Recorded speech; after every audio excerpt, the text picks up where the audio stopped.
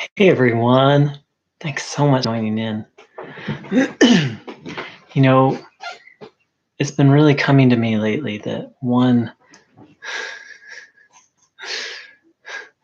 really simple way to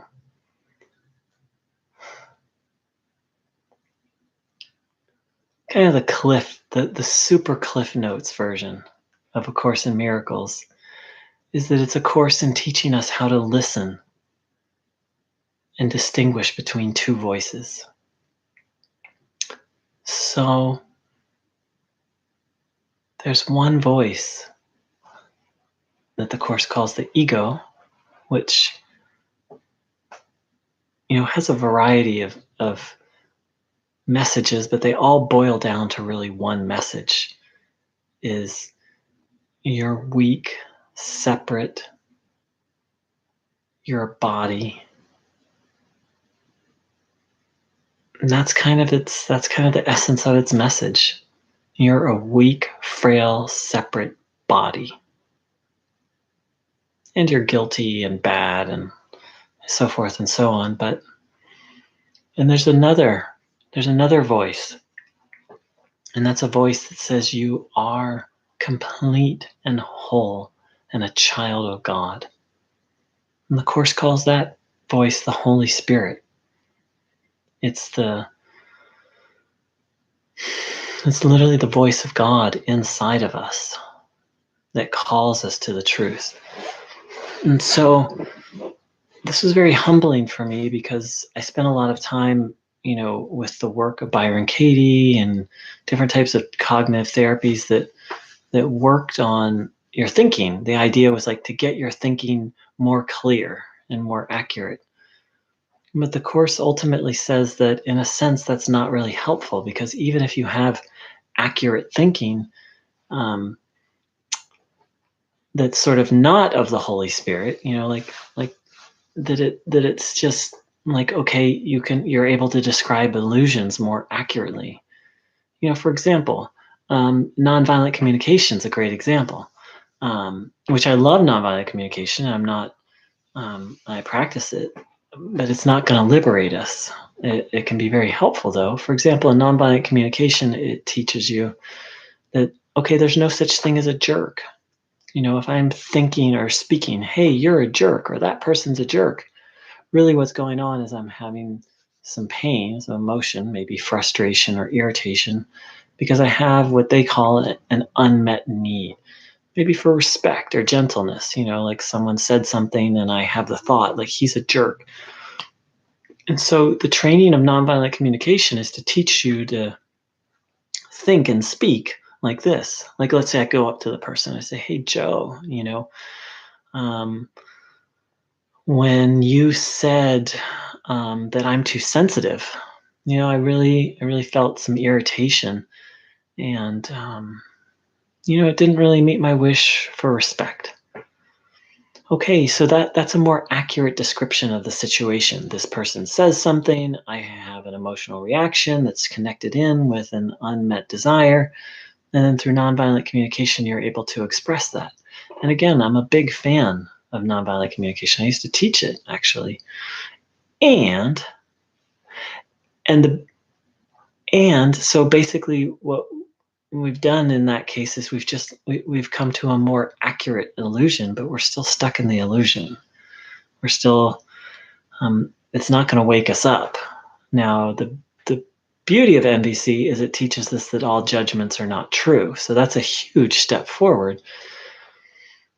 But, the voice of the Holy Spirit, if I were to take that, he's a jerk, and offer that over to the Holy Spirit, then the thought might come to me, or I hand the whole situation and I ask to see it differently. Then the thought might come that, oh, that person's in pain and they're asking for help. And actually I am complete. Nothing that anyone or anything that anyone can do can actually harm me. So as you can see, learning how to think more clearly, well, it's definitely a step forward. It still keeps us in the realm of illusion. What I mean by that is it's all tied into things we perceive. That's what the ego is based on, perception. So, okay, even my very eloquent, kind, compassionate, hey, when you said this, I felt this. When you said that I'm too sensitive, I felt some irritation and some hurt and didn't meet my wish for respect or gentleness. Like, obviously, that's a much clearer and a happier way of thinking.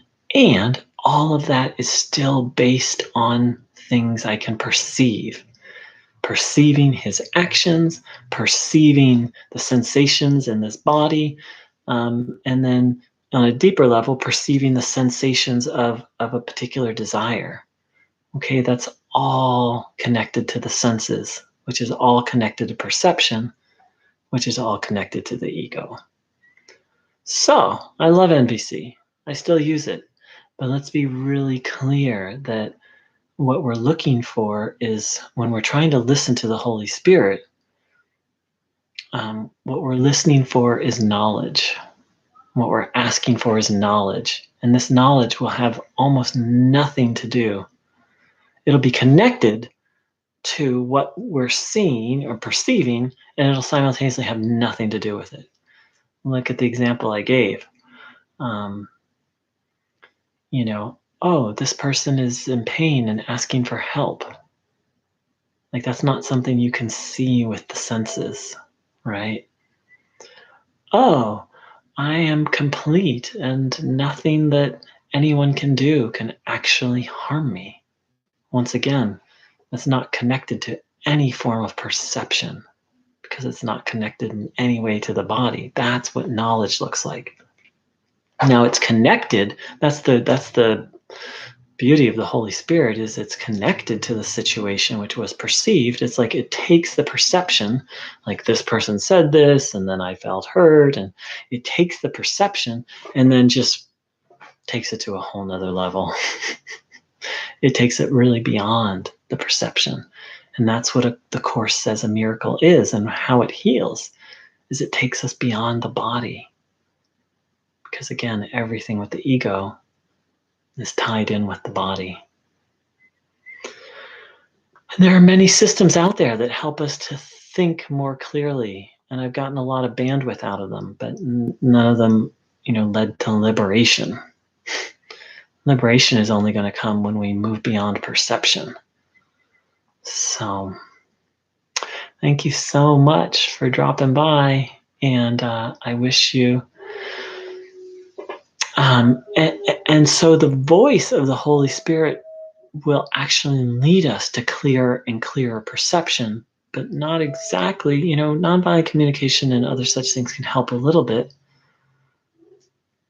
But we need to get to the point where we actually see and experience everyone and everything as sacred.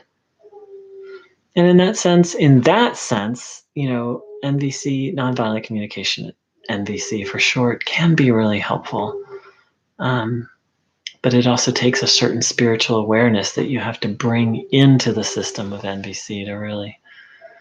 So I just use NVC as an example. I've studied lots of other thought systems, systems of working with your thoughts, and I love it. But let's be clear what our goal is. Our goal is eternal peace, never-ending eternal peace. And for that, we need knowledge. That we need to move beyond the senses and really learn to hear that voice, that all it does is speak for truth, the absolute truth.